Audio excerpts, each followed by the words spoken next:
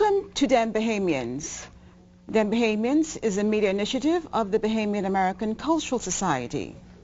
Seen every Monday at 2 p.m. here on Manhattan Neighborhood Network, Channel 1, Time Warner, Channel 34, FiOS, Channel 33, and RCN 82, as well as on the internet, www.mnn.org. Okay, a very special thank you to my guests who are joining me today. Sit back and relax. We are going to take a journey via Skype to Grand Bahama, the Bahamas, to speak with one of our Bahamian artists, Miss Chantal Bethel. Welcome, Chantal. Thank you, Belle. Okay, let's begin the conversation today. I'd like to ask you to tell my audience about your development as a visual artist. How did you first begin your interest in art? Well, as a visual artist, I would say that my interest was more like midlife renaissance. I was pretty much past 30 when I decided to become a visual artist. Okay. I always liked art. Growing up in Brussels, in Belgium, I used to visit the museums in Paris and many other places in Europe. However, my interest was in music at the time. Okay. And I used to play the guitar and the piano. Okay. So it was much later in life that I went into visual art.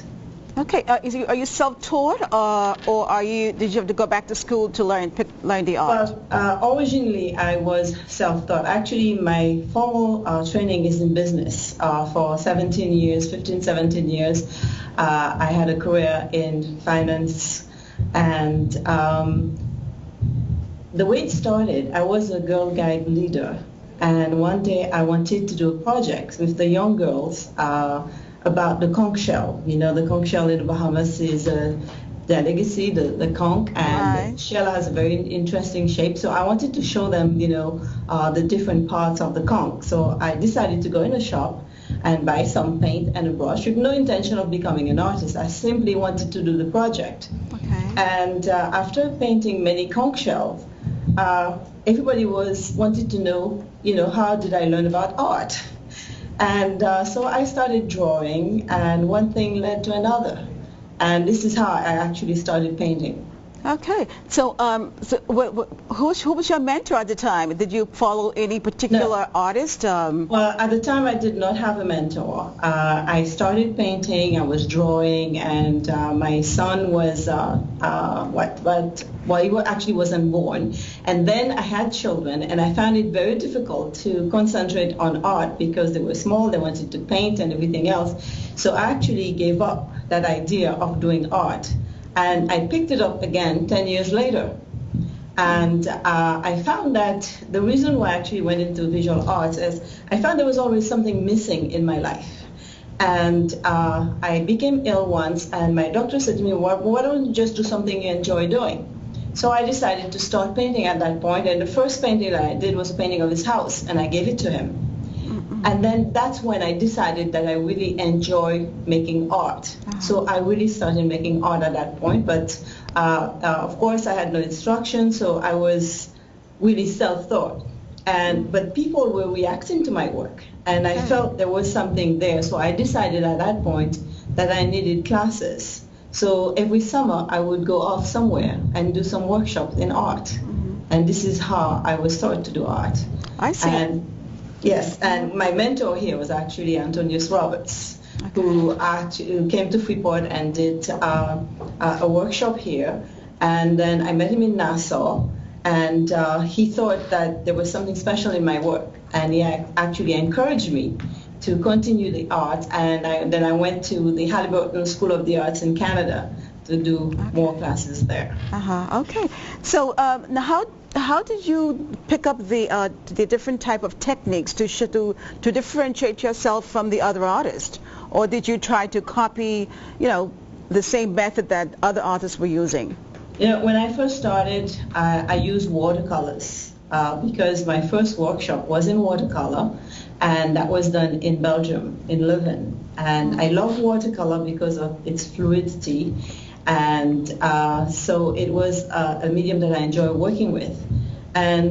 But as I started working, and I found that there were things that the watercolor did not allow me to do. When I am working, I am what you call a process artist.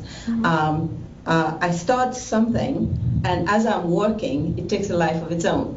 And that is very difficult to do in watercolors. When you're doing watercolors, you sort of have to plan your work and sort of follow the drawing, and then you paint it. But I am a free painter. I can start with an apple and end up with a banana, because I change my mind as I'm working. The process, what's happening from inside of me, it's what dictates what I'm painting. So as I start with an idea, it's changed into something else. So from there, I decided that I wanted to try oil painting. And so one of my friends, Claudette Dean, I think you spoke to Claudette earlier, and we decided to start oil painting together. And again, I was self-taught there. And I really enjoy the oil for quite a long time. But recently I found I was getting bored with my oil paint. And I was in Vancouver last year for about 5 months. And I decided to explore mixed media and acrylic, and actually fell in love with that. So this is what I'm exploring right now. I see. Okay, so you're looking at a way of differentiating your painting from the other artists in the Bahamas then? No, it's not something that you do consciously, because, I believe if you're an artist, one of the rules for me as an artist, you have to be honest. So whatever you're doing as an artist, it has to come from you. You don't copy other people, because you will never get it done the way they do it, because it's coming from inside of them. So you have to take whatever is coming from you, it has to come from inside. And so if you're doing that, it will automatically be different, because it's going to be you and not somebody else. So it's not something that you actually decide to do. It happens naturally. Okay, let's look at one of your paintings. We have a selection here. Which one would you like to talk about? Maybe you could walk us through it and let us know the process that took place. Okay, well, I'll talk to you about the oldest one.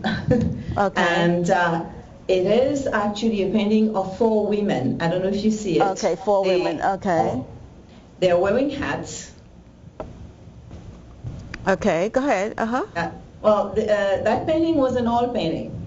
And it is actually a self-portrait. Okay. Because most of my work actually they are about me. You don't always see it, but usually I respond to life. And usually what I'm painting is something that I've either experienced or know someone who has experienced it, or something that I react to emotionally.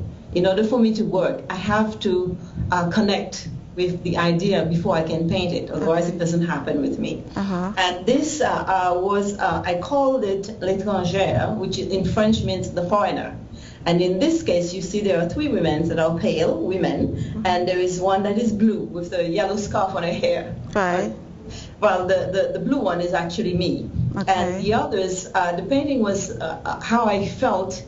I was born in Haiti, and I left Haiti when I was 12. So I lived in Belgium. I went to school in Belgium, and then I moved to the Bahamas later on, and I became a Bahamian. Okay. But there's something that happened in every country that I go to. And like when I nowadays, if I go to Belgium, they tell me that I speak English with a French accent. And when I speak English, when I speak French, they say that I speak French with an English accent. And if I go to Haiti, they told me I speak Creole with a different accent. So I feel like I almost don't belong anywhere. So wherever I go, I'm a foreigner. Okay. So this is what that painting is all about. Okay. So the 3 women were talking to each other, and I was the odd one. Okay. So that's the way how you feel, a foreigner? Well, no, it's not the way that I feel all the time, but this is something that happens quite often. That has happened in all the countries that I've been to, and it's always a question for me. Not that I feel like a foreigner here. I am quite comfortable at home, and I'm quite comfortable with myself, but it is part of life, if you will. Okay. Can we talk about another painting that you have? Sure. Let's take the second one, which is the flamingos. You can see with the sunshine. Right. Okay. Now, if you look at that painting very closely, there is something that you may not notice at first. At the very bottom of the painting, you would notice some toes. Do you see the feet? See, the flamingos are bowing, and they are bowing at the feet of Christ. Oh, okay. And this painting was actually commissioned, and it has not been out yet, so you're getting a glance at it. Okay. It is done for World Prayer 2015, which will happen in the Bahamas. World Prayer is a group of people who are praying for the world, and each year it happens in different countries. I believe this year it is in France, and next year I believe it's in Brazil, and 2015 is in the Bahamas. And I was asked to do the painting for the Bahamas, and the subject is actually why Christ has washed our feet. What did it do for us? And so for me, it represents humility. He has taught us humility because he himself was humble to wash, the feet of his disciples. Right. So I'm showing the flamingos because the flamingo is actually the national bird of the Bahamas. Right. So for me, it was very appropriate to use that and be bowing at the feet of Christ. And the painting is very Bahamian because it's showing, the waters, the sunshine, and everything else. Beautiful, beautifully done. Yeah. So, can we see another one? And like the stories behind them. Yes, they all have a story. Let's take the first one. The first one is actually about, that painting was created after the earthquake in Haiti. Okay. And I did a show which was actually a prayer for Haiti. And this painting is actually three of, the voodoo religion in Haiti. They have goddesses and gods or whatever. And these three little girls represent they call them twins, but there are three of them. And they represent abundance. So I felt at this point after the earthquake, Haiti was in need of help. So these three little girls were bringing all the flowers. The sunflower is a very spiritual flower. Okay. If you look at the painting again very closely, you always have to look at my paintings closely. Inside the sunflowers, you will see the cathedral that was destroyed by the earthquake. Okay. You have to look at that very closely. You'll have to zoom on it. Okay. I'll take the next one. I'll just go in line now. I'll continue. Okay. The third one. The third one is actually a self-portrait again. And in this is actually not a straight painting. This is I'm using the royal palm tree. You know the royal palm. Yes. The leaves from the royal palm usually fall. And I have a lot of them on my street, so I usually pick them up and carve them. And this painting, I used the leaf, which is dried and it has been cut, and I transform into the body of a woman. And at the bottom, you can see my face, which is actually split, and it is representing like when you're going into consciousness, which is painful. When you're trying to find the truth about yourself, it can be painful, which is why the face is cracked, and the body of the woman, which is actually opening. It means that you're opening to the spiritual life or whatever. Okay. So, do you do your painting from a spiritual point of view, or? Well, a spiritual meaning that to me are not necessarily religious. At times it is, but it's not always. Spiritual meaning that it's coming from inside, from the spirit. Usually, my painting are coming from within. Okay. Now, let me ask you now, do you use the history of the Bahamas in any respect of your work? Do you use... Yes, I have. And in fact, I had started the Guan Bahama Heritage Foundation, which is a foundation that uses art to recreate artifacts to tell the history of the island, because we have very few artifacts on this island. And so the group, we do research, and we talk to people. We actually do the same thing you're doing. We videotape them. They tell us the stories. And then this is how we gather information to find out what happened. And then wherever we feel like there should have been an artifact, we create them. So this is art, through, if you will, through the history of the island. Right. And I do that, yes. Okay. Well, now, this year, July 10th, we're celebrating 40th year of Bahamas independence. Yes. Are you doing anything special for that? I have actually, there is a show next week. Next week's Friday, the Office of the Minister of Bahama has asked me to organize a group of artists to celebrate 40th anniversary. And I have 2 paintings going in, and 2 of them are here. Okay. And I will pull them. That is the 5th painting. I'll start with that one. Okay. What's the description on that? There are 3 small paintings, and they are junkanus. Oh, okay. These are actually the junkanus, of course, for me, celebrating the 40th anniversary of the Bahamas. What better way to do it than through junkanu, because that's the cultural part of the Bahamas. And for me, celebration means dance, music, art, and whatever. And so I created those 3 pieces. They form one piece, actually, and I call them dungalik, which is the sound of the cowbells. Right. One of the junkanmen has cowbells. They're actually children, they're not men. And one has a drum, he's a drummer, and the third one has a whistle. Mm-hmm. Okay. And the other one, the painting next to it, is a flamingo again. Yes. And the flamingo, again, I've been painting a lot of flamingos this year. In fact, all the shows I've done had flamingos this year for some reasons. And in the background of that painting is actually the national anthem. Oh, okay. You can see the music and the words in the back. Okay. So I called this painting, Lift Up Your Head to the Rising Sun, and the bird is looking at the sun rising. So that's the national bird singing the national anthem. Okay, beautiful. This is one of my painting for the 40th anniversary. Now, being very much aware of the growth of the Bahamian people and its culture, and the mission of the society, the Bahamian American Cultural Society, of which I'm a member, I strongly believe that each individual is the best purveyor of culture. What's your take on that? Well, I am a very strong advocate for culture.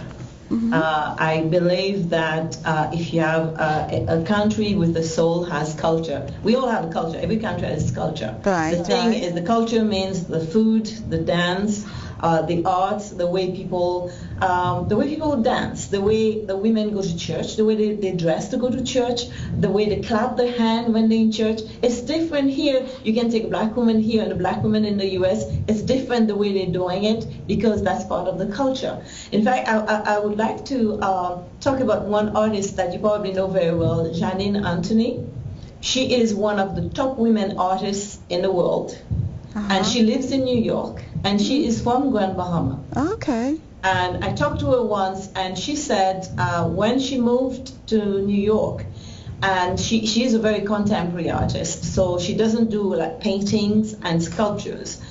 She does performance or that sort of art, which is in a museum. And she says the way that she realized, she didn't do it intentionally, but she realized that when she went to New York, she found that the people were in the Bahamas, you say hello to everybody because it's a small place. When you go in a big city, people would not necessarily say good morning to you. And she felt like the way she was able to carry her culture was with performance and dance and the way she touches people.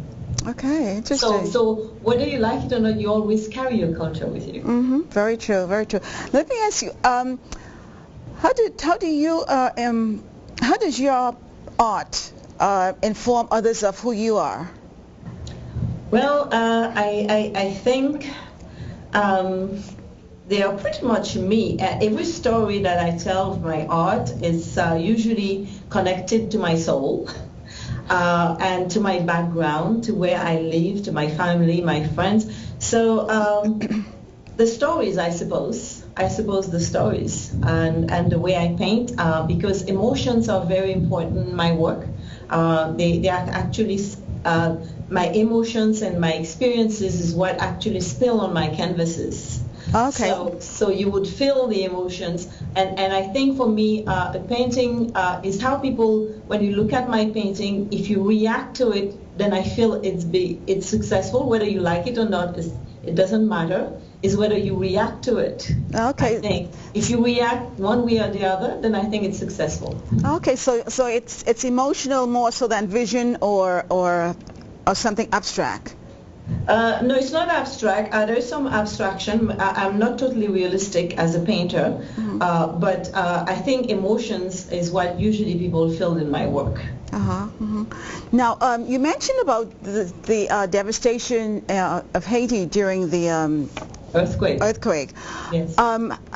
Did you record the history in any of your paintings other than just that one painting that you mentioned? No, I actually have a book, and I did a show. It's a body of work that I created, and there's another painting which I'm going to bring to you now. Okay. And it's the fourth one in line. It's a little boy whose face is totally broken, and this is the way I felt after watching. I mean, I was here when the earthquake happened. Like everybody else, I was watching on television, and I felt so helpless because there's nothing I could do about it. There's nothing I could do to help people.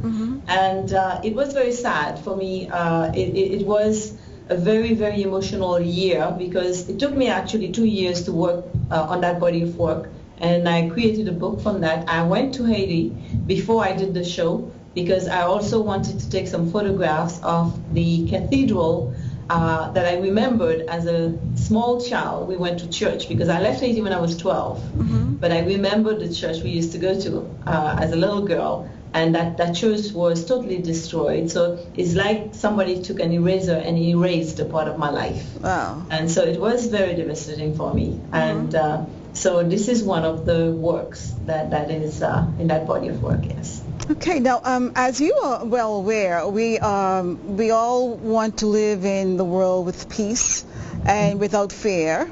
The reality is that there are lots of troubling things happening around us, natural disaster, as Haiti experienced, to human tragedies. Sometimes we don't know where to turn. Right. How do you see? How do you see painting and the visual arts restoring equilibrium and peace of mind? I'm going to start with me. Okay. For me, art is like a healing tool, and I believe very strongly that it healed me in many ways by doing my art.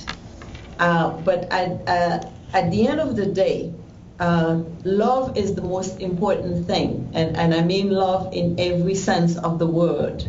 And if you have love, and I think you can conquer many things. And for me as an artist, and one of my favorite quotes by Rumi, who was a philosopher from the 15th century, he was a poet, and he said that let the beauty of what you love be what you do.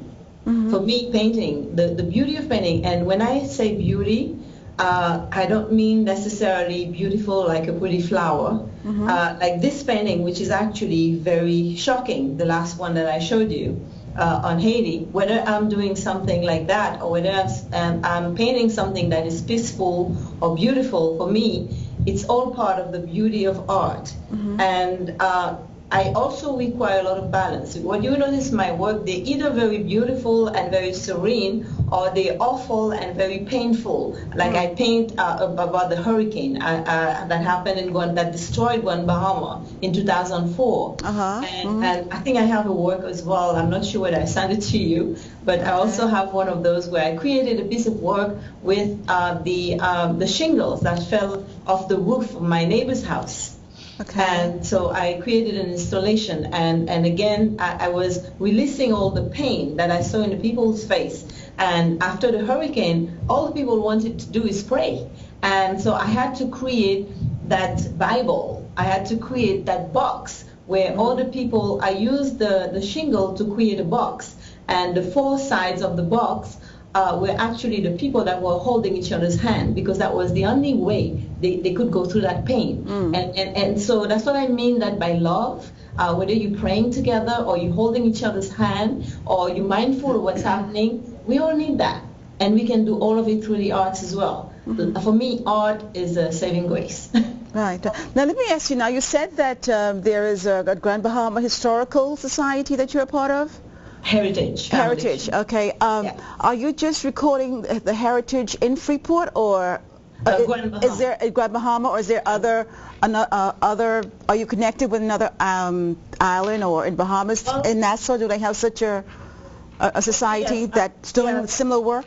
There is a group in Nassau as well, but what happened is the interesting about the Bahamas, because we are a chain of islands, and so the story of Grand Bahama will automatically be connected to Nassau or Eleuthera Exuma. For instance, we were able to find out where did the black people come from, the first that arrived on this island. So we had to go back in the archives to find out that some of them came from Exuma. There was a boat that left Exuma with some bad slaves, and they landed on this island. Or there was some free slave from Nassau that landed on this island. So what happened is, when you're telling the history of Grand Bahama, you automatically go into the other islands as well. But because this island has not been as developed as Nassau, there is not a lot that's been written about it. So this has been a challenge for us, but it has been a lot of fun. Okay. Now, you mentioned the minister for Grand Bahama? Yes, Dr. Darville. Who was that?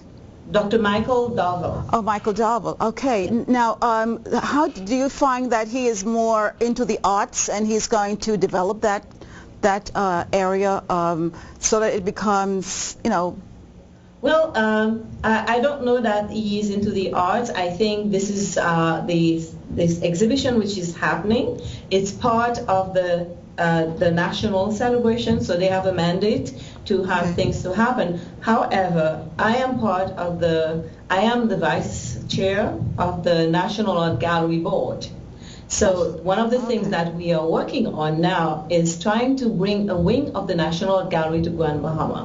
Okay. So this is something that we are working on this year, and hopefully it will happen by the end of this year. Because it's very difficult. The National Art Gallery is in Nassau, and there are many artists here. It's very difficult, as you know, to get to Nassau. We can't just get in a car. Right. We have to fly to Nassau, and it becomes expensive for the artists to just travel, just to watch a movie or go to an artist talk, and so being the National Art Gallery, it means it's supposed to be for all the island, not just Nassau. Right. So we feel that it is fair that if the National Art Gallery start branching out to the other islands, and so this is what we're working on right now. Yes. Are there any art galleries there in Grand Bahama? Yes. We have the Grand Gallery, which is in the Aulukaya Hotel, which was opened a year ago by Michael Pintard, who's himself an artist. He's a writer, and a very, very good one. And then there is the Glory Bank Gallery, which is where the exhibition is happening on Friday. And it is at the Run Nature Center, which is part of the Bahamas National Trust. Okay. And these are the two that I really can call galleries. I see. Okay. Now, let me ask you, you might have mentioned that. How do you go about forming what you want to express in your artwork? Well, usually, if I want to, usually I'm reacting to something, whether it's something that happened to me or something that happened to someone else. It's an emotional usually case. However, most of my paintings are, somebody once told me, why I never see any man in your shows. Usually paintings of women, and he wanted to do you have something against men? I said, not at all. What happened is, because I paint from within, I paint what I feel. So what I feel is represented by a woman, because I don't know how men feel. So I usually use the woman in most of my painting, because that's what I know. I see. So I do have a few paintings where I paint a man, but most of my painting are of women, because I try to paint what I feel. I see. Okay. Now, you certainly have, contributed quite a bit to the Bahamian culture and to our vision in improving understanding, among others. What message would you like to give to uplift and restore and promote an understanding and peace? Well, we all have to be our brother's keepers. That's one thing.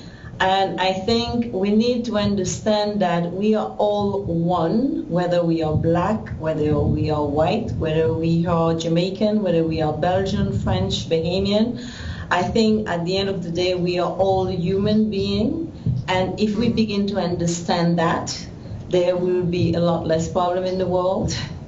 And there will be, even in the religion today, there is so much separation between this church and that church and the other church.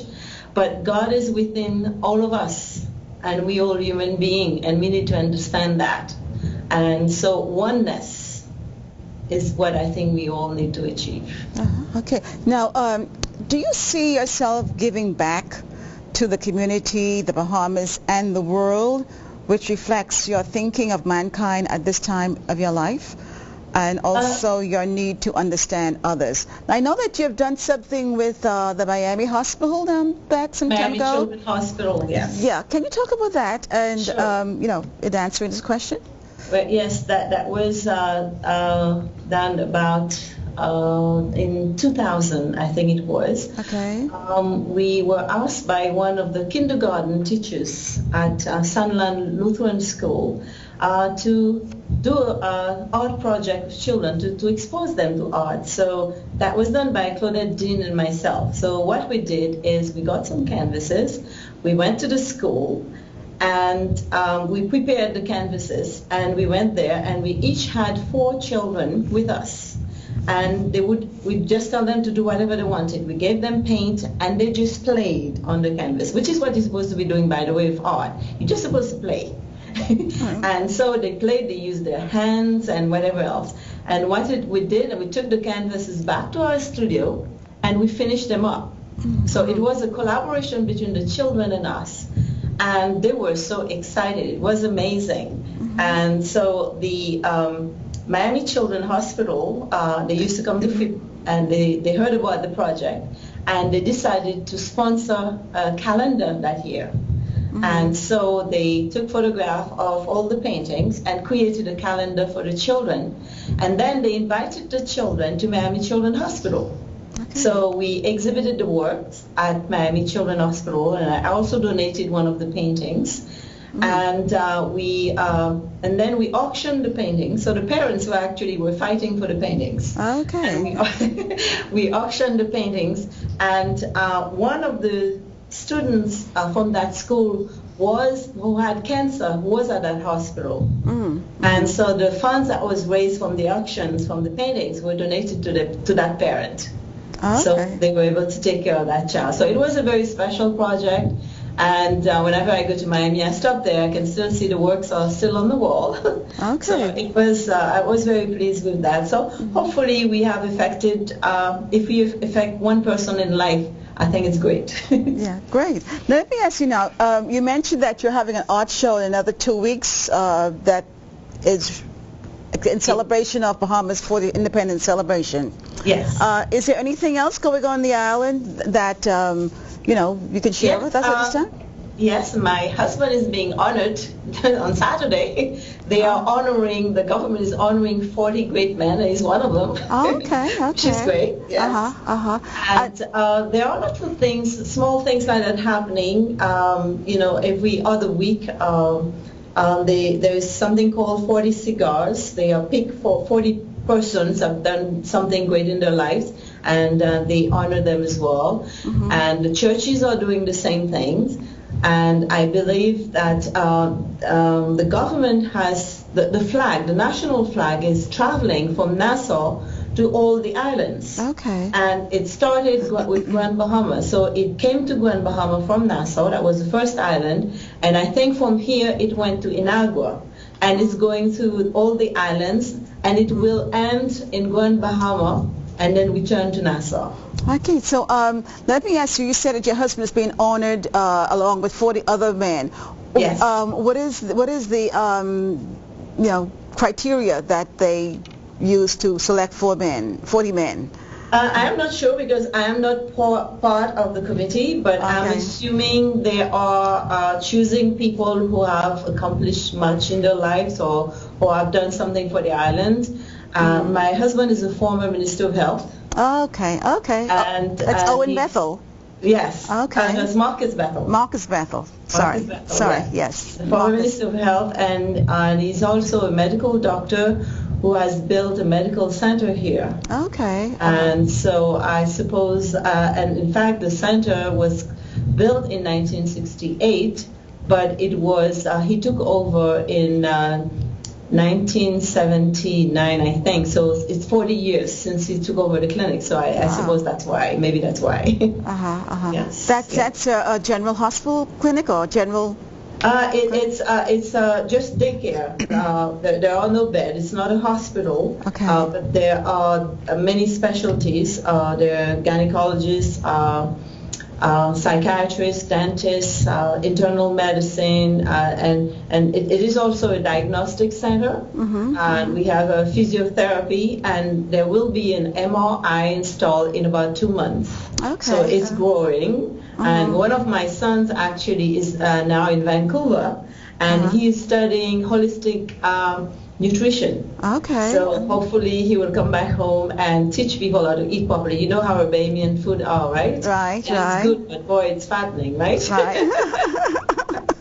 So I told him he needs to teach people how to do that properly. You know, we'll have to change our peas and rice with less oil. Right, and right. macaroni and cheese with less cheese. True, yeah. Well, we can't eat conch all the time, so we have to kind of, mix it And up. it's very bad for your cholesterol. Conch? Yes. It's very high in cholesterol, and so is lobster. But it's good to get back home and have some of that fresh conch. Yeah. Oh, definitely. So let me ask you, for the celebration? Excuse me? Are you coming home for the celebration? Well, here in New York City, we're going to be celebrating also the month of July. Right. July 14th is the Independence Church service, and Monsignor Preston Morse will be our celebrant. He's coming in from the Bahamas. And nice. Then we're having... He used to live in Freeport, by the way. He what? He used to be here. Oh, okay. Yes. Right, he's going to be a celebrant. And then the following week we're having a picnic. I think there's 3 things happening. Yeah, but we're looking forward to that. So I'll be staying home here to celebrate with the folks here in New York City. Yeah. Wonderful. Yeah. So with that, rake and scrape music is very much a part of our culture. Absolutely, I love it too. Yeah. How is that music being received in Freeport? Is in Grand Bahama? Is it vibrant? Oh, it is. We love rake and scrape. In fact, my neighbor is a musician, and he has a band. When we did the research, the story of Freetown, and we had an event where we did an exhibit, and we brought in the people from Freetown when we had food from that region, like potato bread, cassava bread, and switcher in a can, and we had rake and scrape music. And it was an art exhibition, and this is the first time I've seen people dance at an art exhibition. Oh. Because the music was so good. It was really fabulous. Okay. Yes. Yeah, so rake and scrape is vibrant in Grand Bahama then? Oh, yes, absolutely. Well, of course, it's not as popular with the young people. I found that the young people in the Bahamas are very much influenced by American music or the reggae music. Okay. The rap music. They are very much influenced by that type of music. The older generation are the ones that are enjoying the rake and scrape or the Bahamian music, if you will. Yes. But it's still very much alive, very much so. Let me ask you. I hope it never dies. Let me ask you, you talk about Hopetown, folks from Hopetown came over. Hopetown is in Grand Bahama? No, I just mentioned Freetown. Sorry, Freetown. Where is that in Grand Bahama? Old Freetown. Freetown is located at the east end of the Grand Bahama. And it is one of the first settlements where the freed slaves arrived on this island. And that was one of the projects that I worked on. And we did a project where we met with those people were actually, Old Freetown is by the sea. And the Grand Bahama Port Authority actually acquired their land, and they were moved inland. But they really don't like the location now. They really wanted to go back to where they were before. But it's one of the oldest settlements on this island, and I think it dates back to 1839, which is about the time of emancipation. And so anyone who would have come there would have been a freed slave. And this is one of the research that we did. And the first freed slave that landed on that island, his name was Simeon Ballou, which is actually from Ballou Plantation in Nassau. Okay. And this is the connection that we were able to make between New Providence and Grand Bahama. Okay, beautiful. So let me ask you, where do you find your material that talks about persons who first landed in Grand Bahama? Well, what we had to do as a group is one of our members loves to do research, so we sponsor them to go into the archives. Okay. For a year, he went into the archives, not just in Nassau, but also in Florida. Okay. Because a lot of the documents, especially about slavery, you can find them in Florida. Okay. So he went to the archives in those departments, and we were able to get the information, the names. In fact, the list of names we were able to have with the name, slaves, and age. And you could see where the lineage started on Grand Bahama. It was actually very exciting when we found that information. Okay, where in Miami or where in Florida did they go for do that research? I believe it was somewhere around Coconut Grove, because I think where you had a lot of there are a lot of Bahamians who settled there as well. I believe it's in that area he went to, but in the archives in Miami, you can find that information, yes. I see. Okay. And in Nassau, of course, we were able to work with Dr. Gail Saunders, who you know. Right. Dr. Gail Saunders, which is the greatest historian in the Bahamas. And she's written many books about the history of the Bahamas. And so some of the information came from her, and she was able to guide us in the archives as well. Okay. And then by talking to the old people there, they're telling us the stories, and we were able to connect, some of the things as well. Beautiful. Do you have a very large old population there in Grand Bahama? Well, not really, because we don't have a population period. We only have about 50,000 people on this island. 50,000. That's all. And we Nassau has about almost 300, and we're twice the size of Nassau. Okay. So we really are not populated. And I think this is one of the problems on this island, because we don't have enough people to sustain the businesses. So we need more businesses or more investors to come here, so that people can move back here and work here, so that the population can grow. Right. Okay. Chantal, it has been a pleasure. And it's been a pleasure talking to you as well. Yeah, so it's really been... I hope it comes out okay. Yes.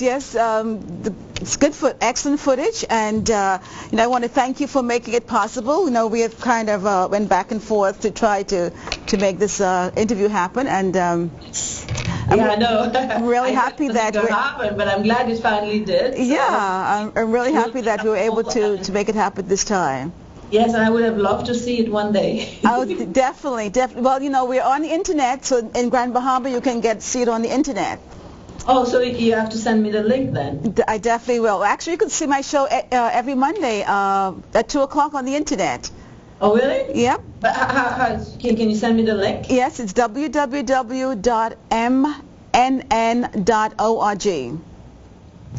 www.mnn.org.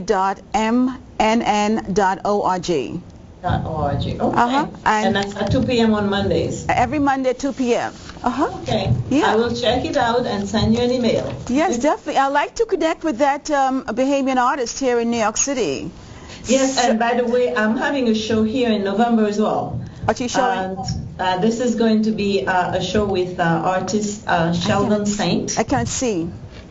Sheldon Saint. Okay, And we're doing a show together because both of us are celebrating 20 years as artists. Okay. So we are calling it 2020. 2020? Yes. Okay. Yeah, so let me ask you, it looks as if I have a little more time. Can you show me some more of your pictures, and let's talk about some of your pictures and the stories behind them.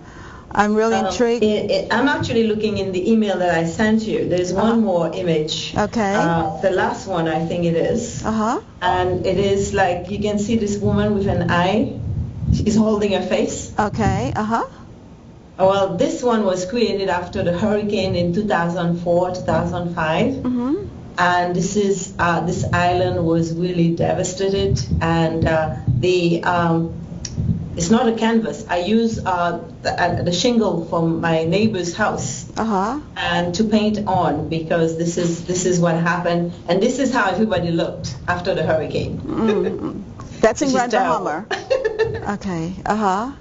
Yes. Okay. So what did you think of the devastation in Haiti? And you wrote a book about it, right? Yes, the book is called Potomitan, which means Santa Paul, and it's about the people that are being the pillar of the society, if you will, and the fact that the religion in Haiti, the spiritual life is actually sort of mixed up between Catholicism and Voodooism. And the book is all about the earthquake, and the writing in the book is done by Patricia Glinton Nicholas. Yes, I know. Okay. You know Patricia. She actually she saw the show, and she wrote a 10-page essay on it. Okay. On the artwork. So it made and the book actually is actually sold on Blurb, and the book was created to aid Haiti. And the funds, it was sponsored, and all the funds went to Haiti after the earthquake. Are you, do you have relatives back in Haiti at this time, or? Yes, some old cousins. Yeah, some old cousins. But my immediate family does not live in Haiti anymore. I have a sister in Belgium, a brother in Canada, a sister in Lakeland, Florida, and I'm here. Okay. So we create just about everywhere in the world. Okay. So now let me ask you, the art exhibition that's going to be this week, who are the other artists that are going to be participating? We have about 20 artists, and Claudette Dean is one of them, and Sheldon Saint, Dell Foxton. She is a paper maker. She makes paper, and she is one of the artists who has created one of the artifacts for the Heritage Foundation. When we were able to, when we did the story about Freetown, we wanted to create a book which was an artifact. So we used an old accounting ledger, and she makes paper with cigarette and sands and seaweed. She puts all of that together to make paper, and she created the cover of the book with seaweed and sand from that area. So it became an artifact for us. I don't have the list in front of me, but there are 20 of the artists. I can always send them to you. I can send you the information. If you like to have it, yes. But they're all local artists. They're all from Grand Bahama. Okay. This new minister, what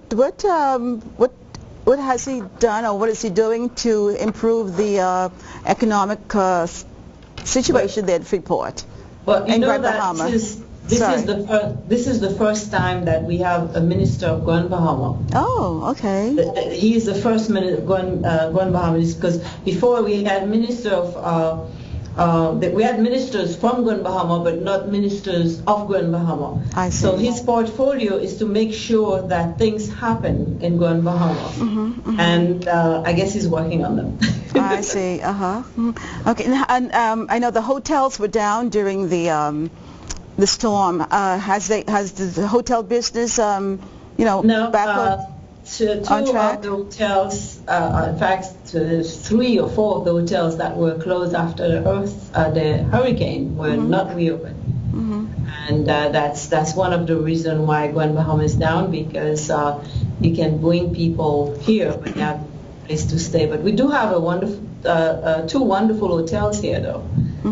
The Grand Lucayan and the Pelican Bay Hotel, which are in Freeport. And then we have the hotel in Weston, which is also very nice. So we do have some nice places to stay. And so one of these days you'll have to come and visit us. Yes. I've visited Grand Bahama before, and but I stayed in Freeport. Yes. And didn't have a chance to go to the other parts of the island for any length of time. And the small bit of the other part of the islands that I saw, I was very, it was more island type. And I kind of... Yes, if you go to the eastern or the western of the islands, they are typical Bahamian, little villages. Right, right. Whereas Freeport was sort of man-made. Right. Yeah. The history of Freeport was created in 1955 by Mr. Wallace Grove. Right. The government actually gave him a mandate to develop the islands, so they got all the lands, I think, for $1 or something like that. Wow. A few months ago, they were talking about the straw market in the Bahamas having a lot of foreign products in it. Do you see that same thing happening in Freeport, where a lot of foreign products are coming in, or are they using a lot of Bahamian products this time for making the straw baskets and different items? Yeah, we did have a problem at one time, though, that a lot of the materials were being imported. We don't have any manufacturing company here, and this is one of the things that we want to encourage people to create their own artifacts, their own arts, their own crafts, and from using indigenous materials. Right. Like I use the royal palm tree, which is wonderful because they're all along my street. And so it is also recycling. Okay. It is a form of recycling, and it's also cheap material because I know how to buy it. I just go and pick it up. Right. But I think people need to be more resourceful, trying to find what is here and create with what is available. Right. And this is one of the things I think we're trying to encourage here on this island. I think all the islands. So do you have people there that do the plaiting that can supply the market? Oh, yeah. So we do have a lot of craft artists making bags. In fact, the exhibition that we are having on Friday, this is the first time that we actually combining fine art and craft art. Okay. So we invited 4 craft artists to bring some of the work as well, and we will display them very nicely. One of them is an artist that makes handbags, and one artist makes crochet. Okay. She has beautiful dresses made with crochet, and one of the artists is a jewelry artist. The jewelry is made with coconut. Okay. And I think, and the fourth one is, I believe, a wood carver. Okay, so they're all natural products and made in Bahamas. We want to showcase, celebrating the 40th anniversary. Right. We want to showcase what is available here, what we have, the beauty of the island or the islands, and everything that is available that we can, just use and to create art. Okay, that's really beautiful to see that folks are beginning to appreciate their own craft. Absolutely. It's getting there. It's getting there. That's good. And we also have some very young artists that are joining us as well. Okay, beautiful. So I think that's really great that is being encouraged. And also giving them a way to show their products other than in their selling mode. Right, exactly, because it is nice to have an exhibit, it's going to be like a fine art exhibit, if you will, where I would be using instead of having like a booth where you're selling a lot of jewelry, a lot of craft, I just want to exhibit 1 or 2 pieces. So it will be nicely displayed on a stand and to showcase the piece. And if anybody wants to see more, then they just have to go and visit them. Right. Let me ask you about the National Arts Gallery that's coming to Grand Bahama. How is that progressing? Well, we are at the beginning. We actually have a location. We were given a location in Port Lucaya by the Port Authority, and so we are at the beginning stage, and so I don't want to say too much details, but I will let you know. I will actually invite you, and I will tell you a project that we are working on that we hope to have also when it's open. Okay. 3 of us from the Heritage Foundation. This is again a project from the Heritage Foundation. 2 years ago, we decided, while we were working on the Freetown project, we found that in order to understand the culture in the Bahamas, you really needed to go inside the church. Okay. So when we went to Freetown, we went to the church services as well, the Baptist churches. And it was interesting, you know, all the women wearing hats. And so we were quite taken by the hats. And we decided that we were going to do a project where we would interview women who wear hats. Okay. And ask them questions and probably find stories or history, if you will, because of the hat. Right. But as we started doing the interview, we felt like we needed to have something a little bit more than that. So the hat actually became the artistic part of the interview. But what we decided to concentrate on is what was beneath the hat. So we're calling it Beneath the Hat. And the women that we've interviewed, what we realized is that all these women were actually impassioned with one thing or another. Whether she was a lawyer, whether she was the First Lady. We've interviewed Bernadette Christie.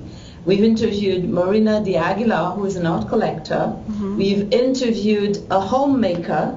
We've interviewed a nanny. We've interviewed a pastor, a woman pastor, who's actually carried the Bible to China. Okay. We've interviewed doctors. We've interviewed an executive, and it is so interesting. But each of these women they are impassioned with what they are doing. Whatever it is they were doing, even if you were just a mother and a daughter, the relationship was so intense that the daughter would not spend a day without seeing her mother. So what we end up doing is having all these women with the passion. So after doing the interview, I am creating a piece of art from that, which is actually a dress. It's an installation. It's a dress that I'm using hats to make the dress. Okay. And the dress is going to represent all these women. But we want to have a fundraiser to aid the National Art Gallery as it comes here. I see. Okay. Well, Chantal, I want to thank you for spending this time with me. Thank you very much. It was my pleasure.